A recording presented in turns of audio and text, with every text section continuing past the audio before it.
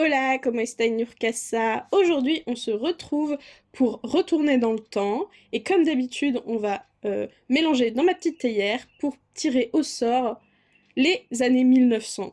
Franchement, j'étais contente, j'aime bien cette période, un peu chiant à faire. Je me suis inspirée de plusieurs tenues et on va faire une jupe et un chemisier assez basique, mais quand même très joli, donc voilà. Franchement, je suis très contente de pouvoir faire cette époque. Je l'adore. Et voilà. Donc là, je vais utiliser ce patron à peu près de base hein, de chez Fibre Mode avec ce tissu blanc et plein de rideaux, de dentelle, de machin et tout pour faire un haut très 1900 et tout. Et puis bah on va voir ce que j'utilise, comment je fais. Je ne sais pas encore. Ça va être au feeling et ce qui rend bien, etc., etc. Alors du coup, pour la jupe, j'ai fait un quart de cercle. Donc en haut, c'est la circonférence de ma taille. x4 divisé par 2 pierres. Ensuite, j'ai fait la longueur de mes jambes à peu près. Peut-être un peu plus, on verra. Et je suis partie en traîne. Donc en gros, c'est beaucoup plus grand de ce côté-là que là-bas pour avoir une belle traîne derrière. Et puis bah après, je vais mettre des jolis trucs devant et tout. Enfin bref. Donc là, c'est le bas de la jupe. Donc j'avais coupé un demi-cercle. J'avais fait un peu plus long derrière, là on voit un peu, pour faire une traîne. Et bah, j'ai rajouté des foufous, des volants en bas parce que bah, c'était comme ça sur les photos que j'avais mis de côté. Et mais je trouve ça plutôt cool. En plus, ça cache un peu l'ourlet moche que je risque de faire ou pas faire. On ne sait pas, personne ne le saura. Et je vais faire pareil que pour les années 50. Je vais juste mettre un petit crochet dans le dos, hop, pour accrocher la jupe, parce que j'ai juste fait un petit ourlet tout simple. Comme de toute façon, ça va pas forcément se voir, c'est pas grave. Donc, bon, je vous ai oublié, comme d'hab, je suis désolée. Donc, j'ai tout assemblé, j'ai rajouté des foufous entre la pièce en haut et la pièce en bas, voilà, pour faire un peu plus les années 1900, voilà. Et sur les manches, je vous ai pas montré, mais pareil, j'ai mis un gros morceau de dentelle, rideau, enfin on s'en fiche, que j'ai plissé vite fait, approximativement. J'ai mis ça en haut pour que ça fasse encore plus de volume. Du coup, bah, j'ai tout assemblé. J'ai mis une boutonnière un peu moche, on s'en fiche, il y aura des boutons devant, c'est pas ce qu'on verra le plus. Et là, du coup, je vais faire un ourlet pour glisser un élastique.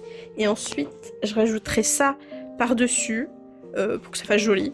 Et encore rajouter des froufrous parce que c'est plein de froufrous partout. Je vous ai pas montré du coup à l'épaule, comme c'est du tissu un peu transparent bizarre, j'ai fait une couture à la française ou à l'anglaise, comme vous voulez. Ça dépend dans quel pays vous êtes. Voilà. Et du coup, tout va bien. Là, je vais épingler le col et tout, le couper, parce que bon, j'ai fait un gros bout de tissu, mais on s'en fout. Je vais mettre le col et puis voilà. Alors, là du coup, je me suis rendu compte que c'était un chouïa trop décolleté, donc j'ai rajouté comme là, je vais rajouter 3 épaisseurs. Donc là j'ai épinglé et ensuite je vais remettre 2 morceaux de dentelle par-dessus. Bon, ça se voit pas mais il y en a 2. Voilà, 2 morceaux de dentelle par-dessus. Et pour la boutonnière, comme c'est fait dans un autre tissu, j'avais complètement zappé, enfin bref, c'était pas top. Bah, j'ai rajouté de la dentelle par-dessus, ça rend plutôt bien, ça va être très beau, et bah, ça cache le blanc, pas du tout pareil quoi. Je sais pas si ça se voit bien à la caméra, pas du tout. Mais en gros celui-là est beaucoup plus froid et beaucoup plus sale on va dire, que ça, donc voilà. Et je vais coudre à la main parce que comme c'est sur du tissu un peu moche, genre là, on peut voir déjà ça commence à faire une échelle, donc bon.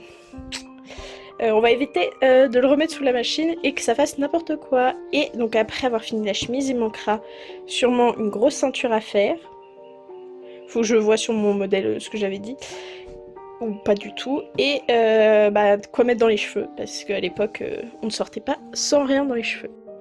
Donc là, j'ai récupéré un vieux chapeau où j'adorais la voilette. Et en fait, je vais tout enlever et le remodifier pour pouvoir faire ce que je veux. Donc en gros, j'ai plié sur les côtés pour faire un genre de canotier. J'aurais préféré le reformer vraiment, mais tant pis. Ça fera l'affaire. c'est comme il faut. Et du coup, bah, je suis venue mettre du pesage avec plein de dentelles, de rideaux, de ce qui me restait. Voilà le résultat. Franchement, je suis trop contente, ça rend trop bien. J'ai juste rajouté une petite ceinture que j'avais déjà, parce que comme le chapeau était très foncé, bah ça aurait fait bizarre si j'avais pas une autre touche de foncé avec. Bon, malheureusement, il tenait pas très bien parce que j'ai oublié de mettre quelque chose pour qu'il tienne, mais c'est pas grave. Le principal, c'est que ça rentre bien.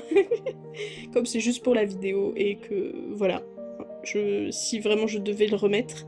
Ah, j'essaie de vous montrer la traîne. C'est un peu complexe, mais j'avais une traîne, je suis très contente.